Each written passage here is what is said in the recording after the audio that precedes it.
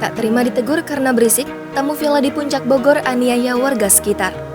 Viral sebuah video yang memperlihatkan penganiayaan terhadap warga sekitar oleh tamu villa di Puncak Bogor, Jawa Barat. Dalam video yang beredar, terlihat sejumlah orang melakukan penganiayaan terhadap warga sekitar villa.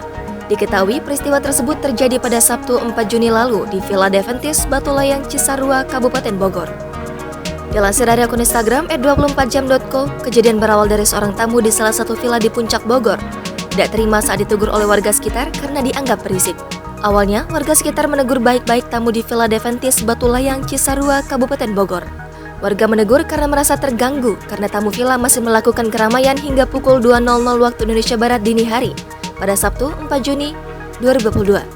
Tak terima ditegur, sejumlah tamu di villa itu pun mendatangi warga dan melakukan tindakan penganiayaan pada Sabtu siang sekitar pukul 14.00 waktu Indonesia Barat. Tamu villa tersebut melampiaskan amarah kepada warga sekitar yang rumahnya berada di seberang Villa Deventis, Batu Layang. Video penganiayaan warga sekitar oleh tamu di villa di Puncak Bogor ini sudah viral sejak Minggu pagi di media sosial terutama di Instagram.